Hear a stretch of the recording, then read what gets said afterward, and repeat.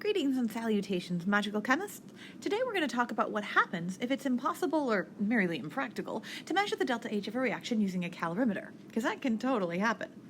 In this case, Hess's law might be your best friend.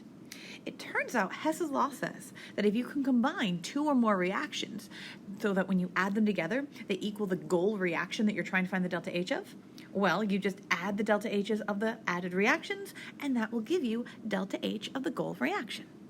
Sometimes the reactions that you have don't just naturally add together to give you the reaction you're trying to find.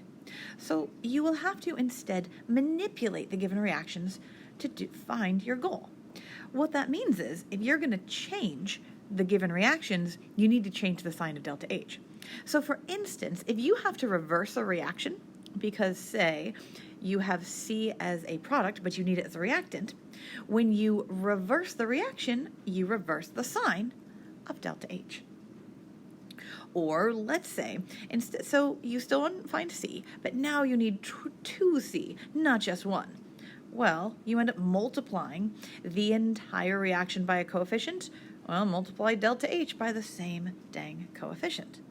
And frankly, you can do it all at once. If you want to multiply things and reverse the reaction, look, we flipped it and we multiplied it by 3. Woo! Look at the craziness. Well, you just reverse delta H and multiply it by 3. That's it. So the ultimate strategy, as far as Hess's law is concerned, is to find the things in your goal equation that appear in exactly one of the available reactions. And then you want to make them match the goal reaction by either flipping the equation or multiplying or dividing coefficients. Finally, you want to arrange things so that you can cancel out things in the given reactions that do not appear in your goal reaction. Just remember, whatever you have to do to the equations, you have to do to delta H. Just a quick reminder about combining multiple reactions. And this is something we practiced in redox balancing, so I'm sure you remember it.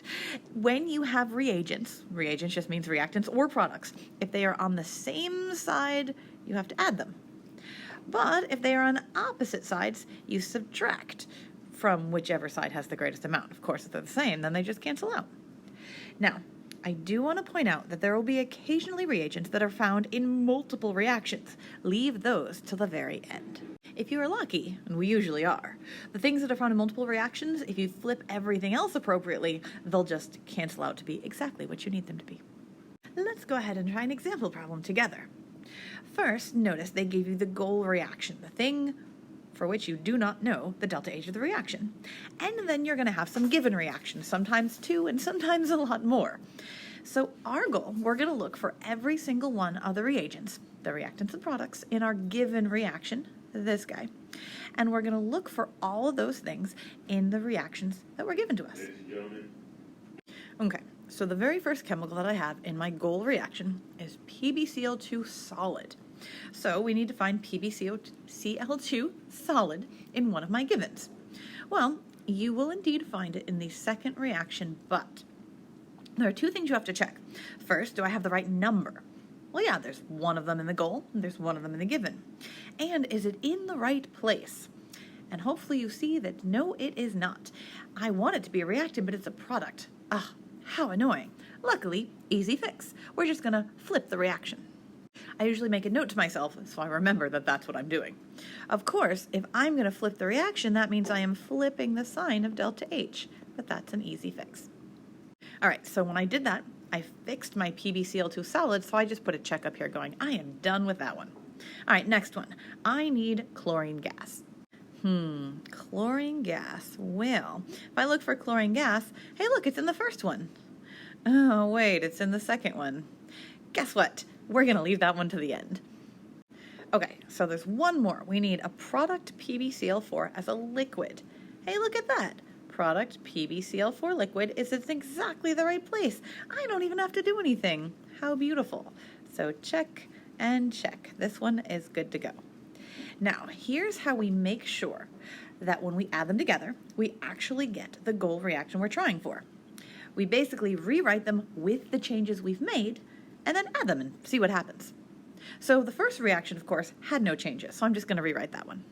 Make sure you're including the states of matter when you write your reactions, because If you have something that's a liquid on one side and a gas on the other, that won't cancel. You can only cancel if they're the exact same thing. Occasionally you'll find practice problems where they leave out the states and then you're fine, but if they give you states, make sure you're looking at the states. Okay, for the second reaction, remember we flipped it, so we're going to write it, but we're going to write it in reverse. So the product becomes the reactant and the reactants the products. Okay, so now let's see what happens when we try to add these two reactions together. You may be saying, wait a second, you said leave the chlorine till the end. Isn't it the end? You are right, it is. So let's see if our strategy of ignoring it, worked. Well, I've got 2 chlorines on the reactant side and 1 chlorine on the product side. Well, hey, that means exactly one of those chlorines cancels out, leaving me with 1 chlorine gas on the reactant side. Hey, look, it worked. Okay, sweet. So now, notice anything that's the same on the reactants and the products can be canceled. So hopefully you see that we can cancel out the solid lead. As a reactant and a product, it is the same number, thus it is dead to us. Hey, look, all that's left are the things that are in my goal reaction. That's exactly what I was hoping would happen. So by adding them together and making sure you get the goal reaction you set out for, you're basically making sure that the manipulations you did to the equations were the right one. Because we aren't done with this problem yet. We still have to actually find delta H. But that's the easy part. Now that we did everything else, we just have to take the delta H's from the individual reactions we added and add them together. Well, the first delta H didn't change, but we flipped the sign on the second one. So when you add those together, you get a positive 30.2 kilojoules per mole reaction. And then you are done. That's it. That's Hess's law.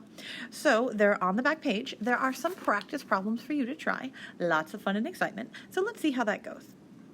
So if the world makes sense to you, maybe you remember this from pre-AP, you should just go ahead and try this problem on your own. And then when you're ready to check, go ahead and unpause the video. However, if you are not ready to try this on your own yet, it's okay. I will walk through this one with you. So let's take a look. First, we have our given reaction, what we are trying to find, and then we have, we have our goal reaction and 3 givens. Too many G's. So now let's go one by one and see if we can find all of the delicious things that are inside of our goal reaction. So I'm looking for solid carbon. Well, if I go hunting, hopefully you can see there's only a single solid carbon. It is in the second equation. Well, if you take a look, I check. I have 1 solid carbon in my goal reaction and 1 in my given, and it's a reactant, and hey, it's a reactant. Sweet. You know what? This equation is good to go. Hey, that was easy. This one's already set. Okay, for the next one, we have 2 hydrogen gases. So we're looking for H2. Well, I only see H2 in one place. I see it in the very final reaction. But wait a second. Okay, so it's in the right place. It's a reactant, and I want it to be a reactant, which is nice, but I need 2 of them, and there's only 1. Well, remember, that means I have to multiply the entire reaction times 2. And if I multiply the reaction times 2, well, I need to multiply my delta H times 2. All right, so we have that one good to go. So we are ready to move on to our product. So we are looking for gaseous methane, CH4. Well, you might have noticed that CH4 is what is being combusted in the given reaction, the combustion reaction that comes first. So, okay. So it's only 1 of them. That's good. We only wanted 1 of them. But it's a reactant, and we need it to be a product. Well, that's an easy fix. We just flip the equation and flip delta H. So this becomes a positive delta H. Those negatives make these really easy to fix. All right, sweet. But once I do that, then hey, look at that. Ta-da! I have all 3 of the reagents in my goal reaction. So now let's prove that when you add these together, you will in fact get the answer that you need. Now, you may be wondering, well, what if I'm really confident? I know everything's going to cancel out. I can do it in my head. I don't have to write it out.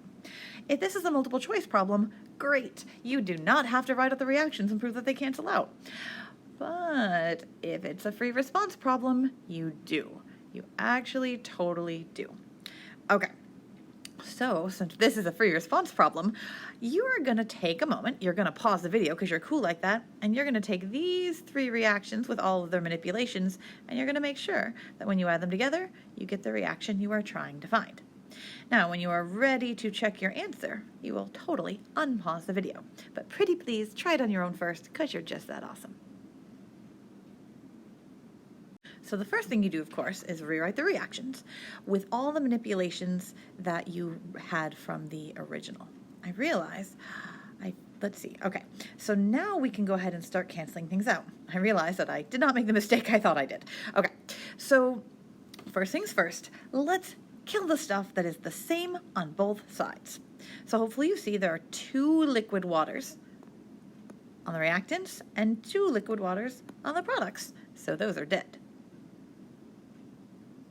There's also a carbon dioxide gas and a carbon dioxide gas, so those are dead.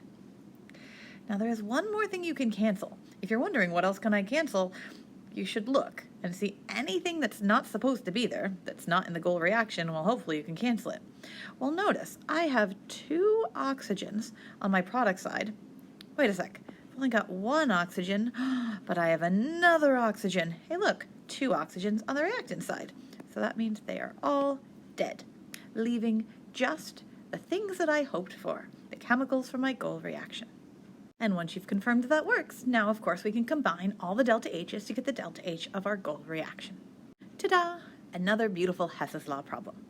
All right, so there are 2 more practice problems. Guess what? You get to try those on your own. Gasp, the shock. But don't worry, I'm going to go ahead and tell you what the right answer is so you can check your work as you go. So if you look at number 2, when you finally get the delta H of reaction, it will be negative 146.7 kilojoules per mole reaction. Now number 3 is a little sneaky. Did you notice what's missing? They didn't give you a goal reaction. Gasp! But they want you to find the heat of formation for sulfur dioxide. So you need to write the goal reaction first. Luckily, it's just a heat of formation reaction for sulfur dioxide. So remember, if it's a heat of formation reaction, you're forming exactly 1 mole of the thing you're trying to find, SO2. And we are trying to form gaseous SO2. I am so sorry that that was missing from the problem, from its component elements. All right, so I will let you fill that in, and then you can go ahead and solve this. Once you do, you will be able to find that the delta H of this formation reaction, whoops, not a reaction anymore, formation reaction, was negative 296.1 kilojoules per mole reaction. All right, good luck, have fun, and this was your only video. Shocking, I know. Yay, have fun with Hess's Law, and I will see you in class.